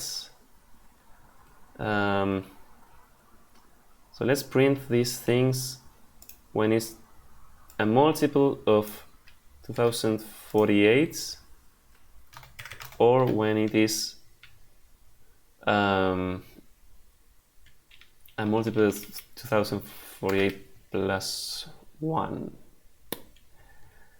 And up to, I don't know. Let's just break after a while. So if button push is greater than, I don't know, 10,000. Let's also break out of here and return. Okay, just to avoid having too much noise. Okay, 2048, we have this thing being true. Oh, they are true for the first time in here after this amount of times. So in 2049, they're still being true. And some other things turn true also. 2096, these guys start being false, and they keep being false for a while. Okay, so it's not 2046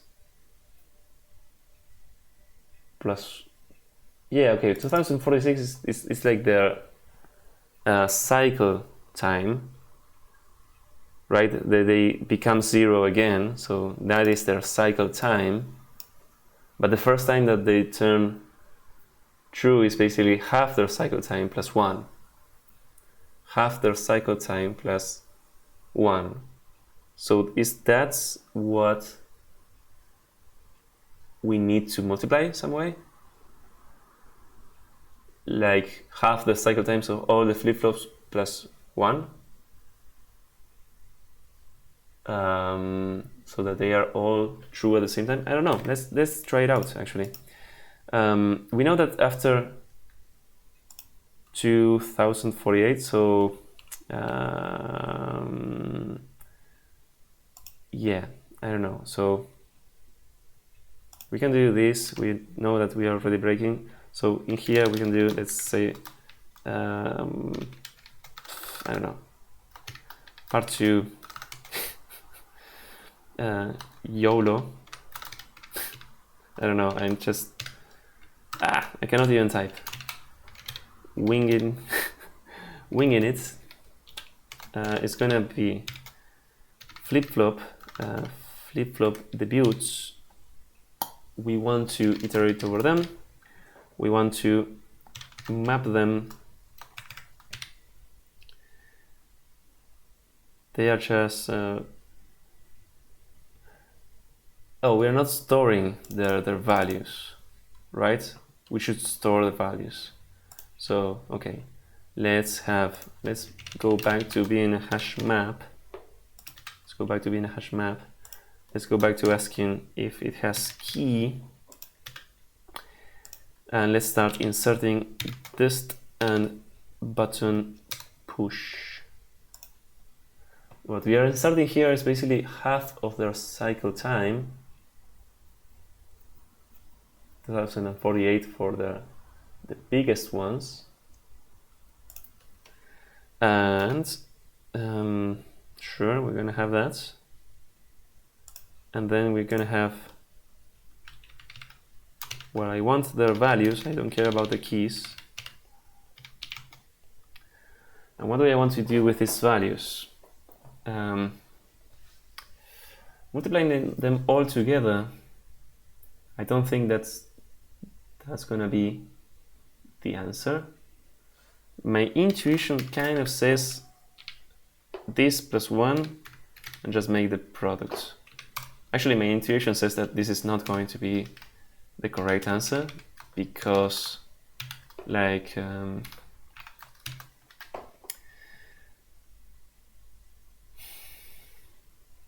how is this not complaining about a lack of the reference in here? I don't know, but I don't think that this is going to be the correct answer because it's like too simple. We're not doing anything with an AND. Like probably, maybe the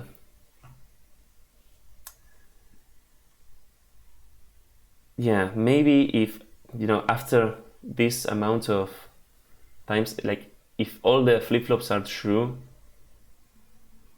we could actually try that. If we start with all the flip-flops as true, is if a pulse will get emitted for Rx and confirm that that was the case.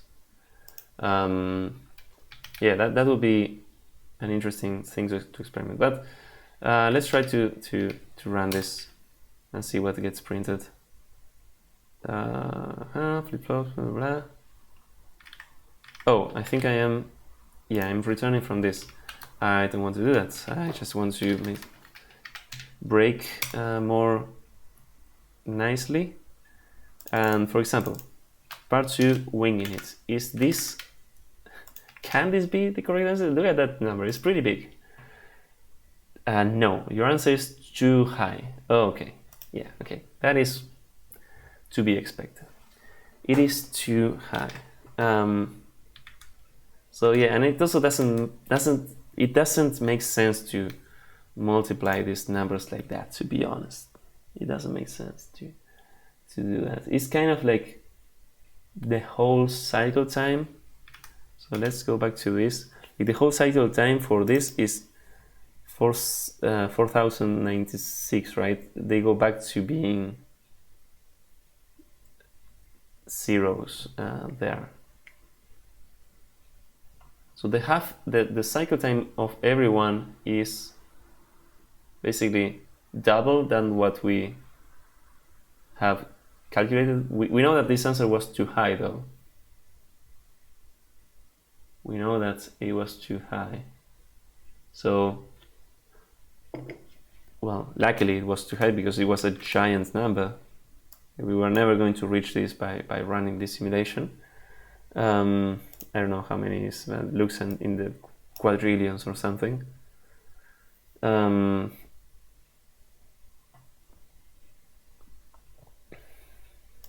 What are we printing here? A negative number? Was that an overflow or something? Low count times high count. I don't know how this can. Oh yes, they got to be interesting. They got to be overflow. These are signed bits, but we got to an overflow. Well, an overflow of 32 bits is not that high. Yeah, not at all. But only after 10,000 pushes, we already get that. That's interesting.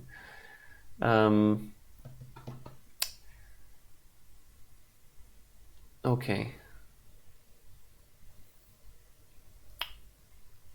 So where was I? Yeah, these things. Do we have the cycle times for the flip-flops? We don't actually know that these are the cycle times. I'm assuming that this is the first time they turn to 1, and 2048 is that is the largest one of these, right? 2048. Yeah, that is 2 to the 11, so it means that we have a chain of 11 flip-flops. Well, chained together to make this thing this slow. But then we also have the NANDs in between. We know that this answer is too high, so maybe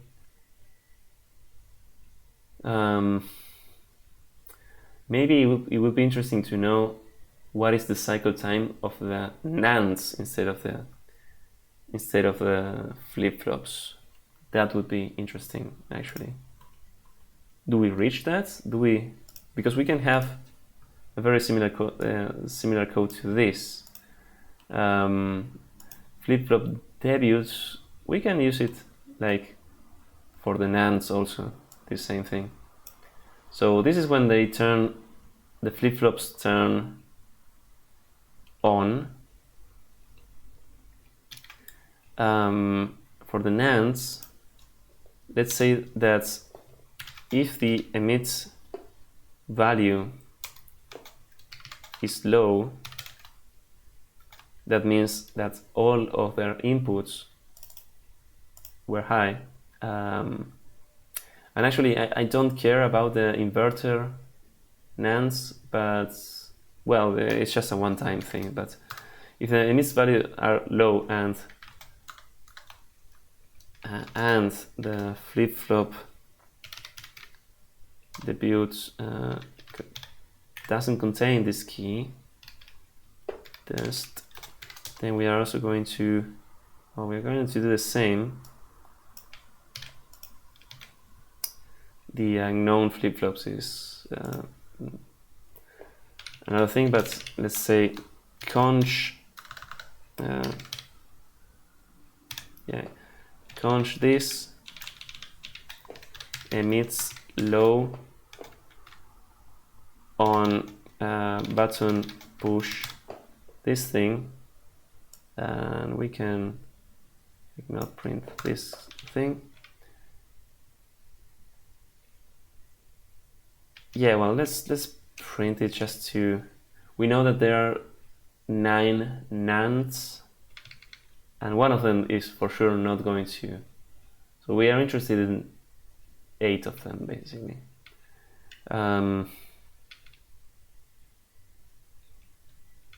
Yes, known module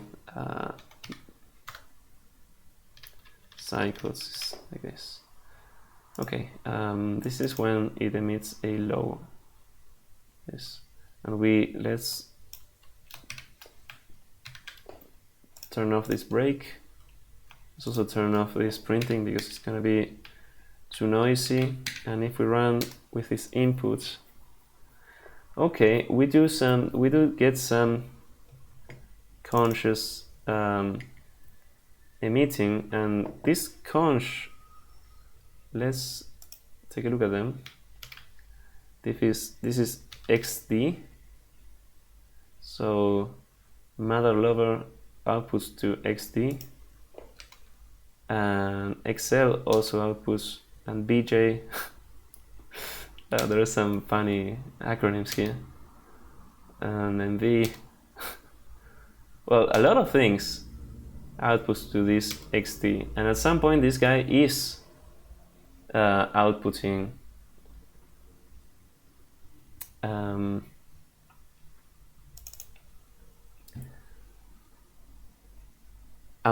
a low pulse, and they are doing it in pretty similar, like this is one of the big conches, so it's going to be emitting, and we have these numbers. Now, are these numbers the ones that we have to multiply when they all emit a low? Maybe that's who knows. GT is the other one, yeah, it's here, and Z, yeah, ZT and MS, sure, and the other ones are probably at the beginning, yeah. The other conches that are the inverters have a module cycles that are much lower, but we only care about these bigger ones. So let's actually try this out. This number, yeah, I was doing like select and middle click, but maybe the middle click of my button of my mouse is not working very nicely. Yeah, for some reason it's working really badly actually. So let's Control C, Control V. This thing,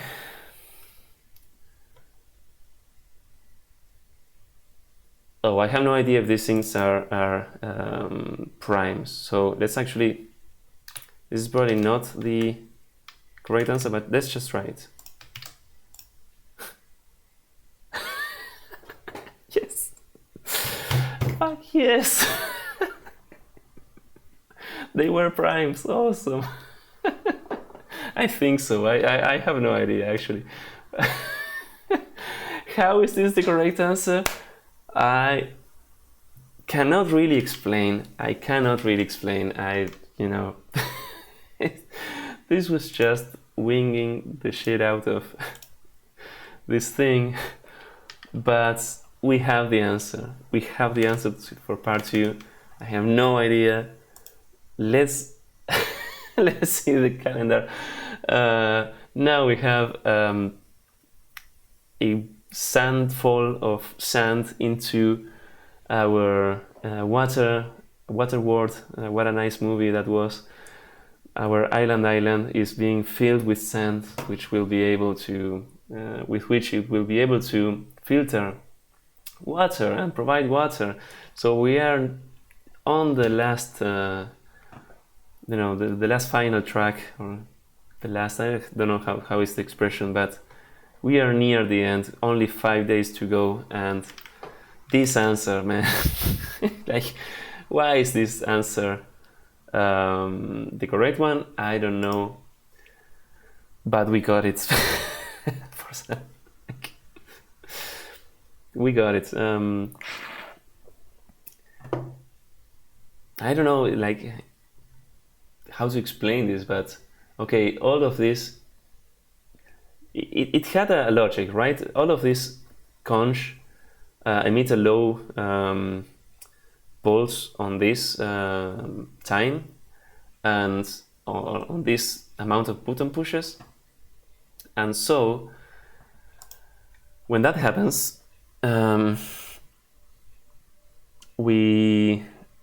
was the deal with this?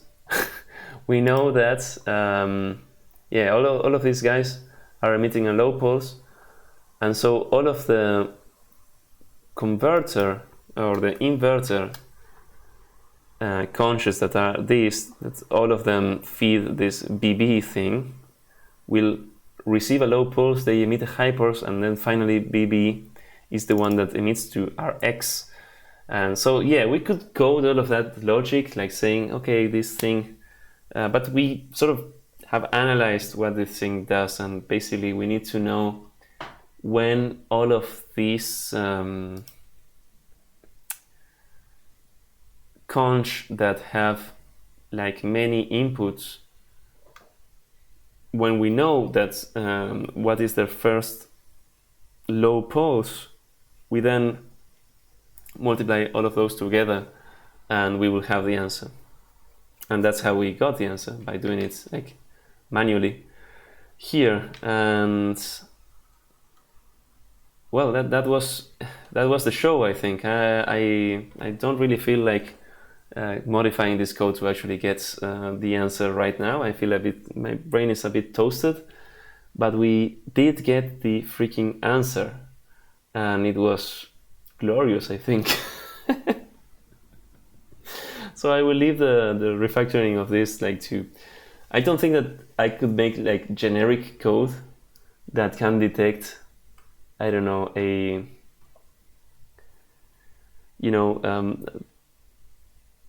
generic pulse to Rx for like a very generic case, but at least for this case of input that we have, we were able to do so. So I will just change this into, I don't know, some detection of these conch things, when, something similar to this, but just when we emit a low value. But I would say like, okay, we are emitting a low value, and our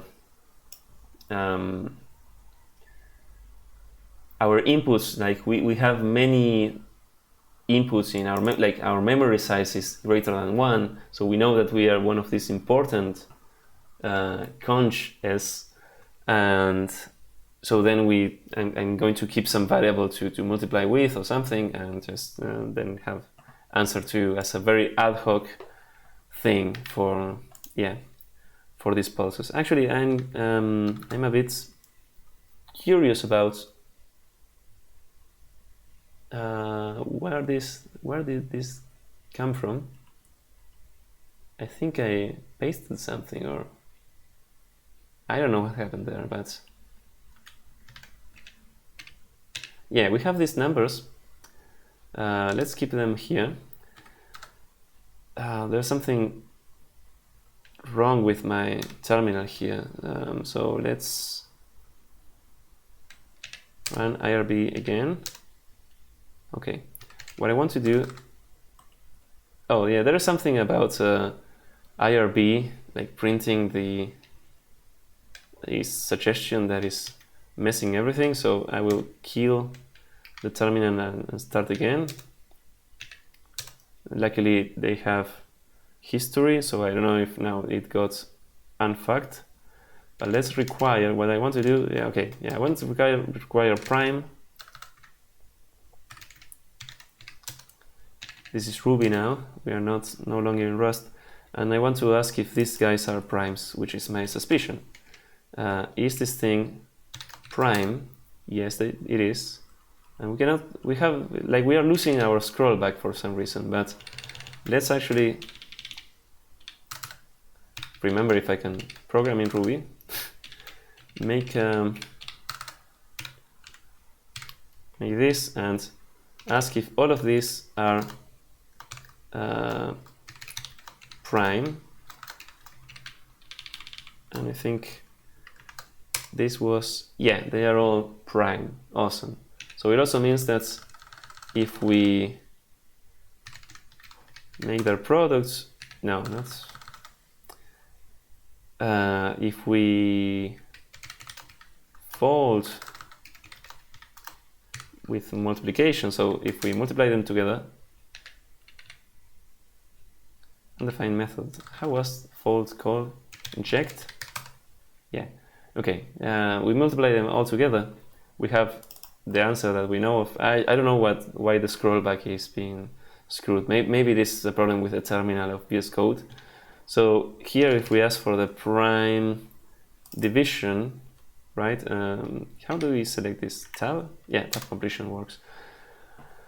It has basically 4 prime numbers, which, yeah, okay, we know all of these were prime. So that's good to know. Like, that's basically why multiplying this all together got the answer. If they were not prime, maybe we would have needed to do like the least common multiple of all of this, but they were prime, so that was just a multiplication. And yeah, this was the answer for part 2 of day 20. It was probably one of the most difficult problems, or it was one of these problems where you have to come up with the answer, like actually interpreting the input, and you cannot, well, I would not say, I don't know if you can get like a very generic answer for this.